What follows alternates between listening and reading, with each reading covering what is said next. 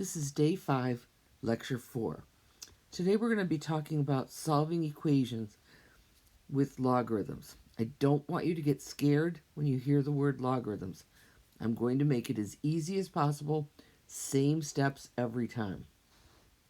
So the first thing we're going to do is solve this equation for t. The equation says 3 to the t equals 10. I apologize if that looked a little blurry. Now, the first thing we're going to do is we want to be able to solve for t, and I can't when it's in the exponent. So I want to be able to bring it down onto the same line as the 3 and the 10. That's where logarithms come in. The natural log of 3 to the t equals the natural log of 10.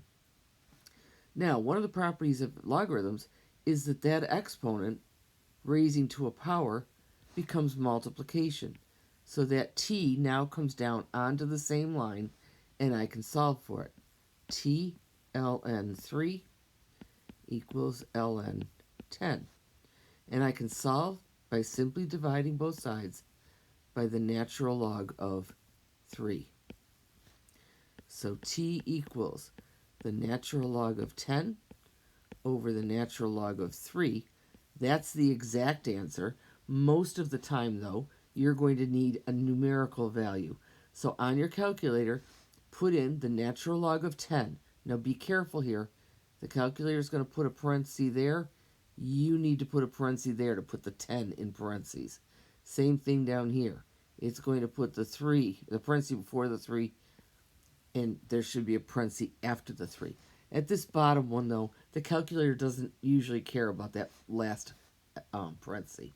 But when we do that, we should end up with 2.0959. And I'll round that to 3 decimal places. 2.096. And there's your answer. Now, I did use the natural logs here. You could use regular logs, but you're going to see that as we go through these problems, natural logs are going to be our best bet. Now, I'm going to go through the next one, which says 12 equals 5e to the 3t. Now, this one just has one additional problem, and that is that we've got a 5 in front of that value that's raised to an exponent. So I need to get rid of that numerical coefficient, and I do that by dividing both sides by it. So divide, erase that, write it nicer. Divide out the leading coefficient.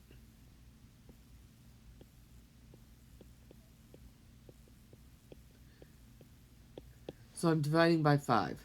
And I can write that 12 over 5 as 2.4, or I can leave it as 12 over 5. So what I have now is 2.4 equals e to the 3t. Now that 2.4 was an exact value. Okay, so I don't have to round it to 3 decimal places. And again, the variable we're solving for is in the exponent. So I'm going to take the natural log of both sides. The natural log of e to the 3t. Now, that exponent comes out in front when I use logarithms.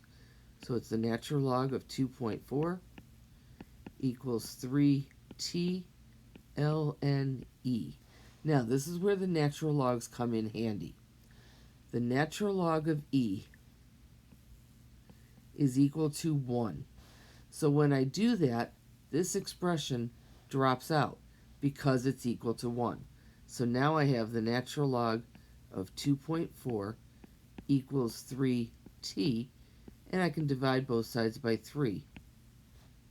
And I get t equals, when I put that into the calculator,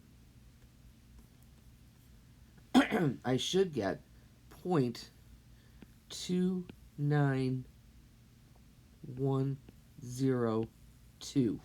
And I'm rounding that to 3 decimal places. 0.29102. 291. The next example we're going to work on involves us converting between the two forms that we have. We have a form of P equals P sub 0 e to the RT, and a formula that says P equals P sub 0 b to the t. I use b, it's the same as using the a there. Now, these two values are different, okay? They end up with different rates, but we can switch back and forth between the two. This one is called a continuous rate, whereas this one is called an annual rate. Now, annual does not mean years in this case. Does not mean yearly. It simply means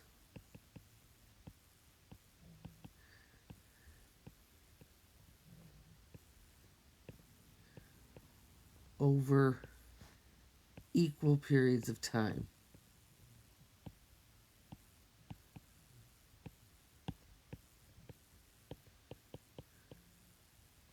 Now, take a look at those two formulas, and I'm going to set them equal to each other. P sub 0 e to the RT equals P sub 0 b to the t. What do they have in common? That P sub 0, that initial value.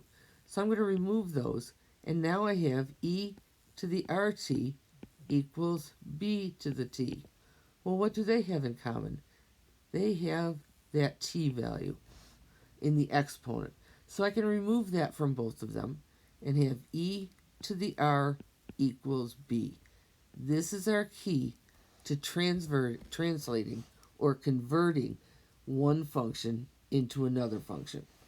So we were given p equals 1000 e to the 0.05 t. And we want to change it to the annual format. P equals P sub 0 b to the t. Well, we already know that that P sub 0 is going to be 1000. So we've got that much. Now we need to change the rest of the formula. And I look at this e to the 0.05 t, and I notice that that's the one part of that equation.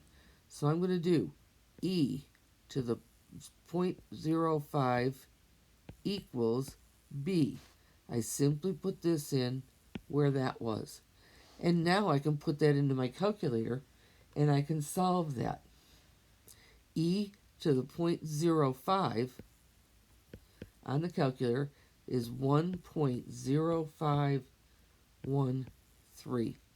And I can round that to 3 decimal places. 1.051. And I can come back and put it into this formula. 1.051 to the t. And this formula is now equivalent to this formula. Notice they have different rates. The annual rate will always be a little bit bigger than that continuous rate.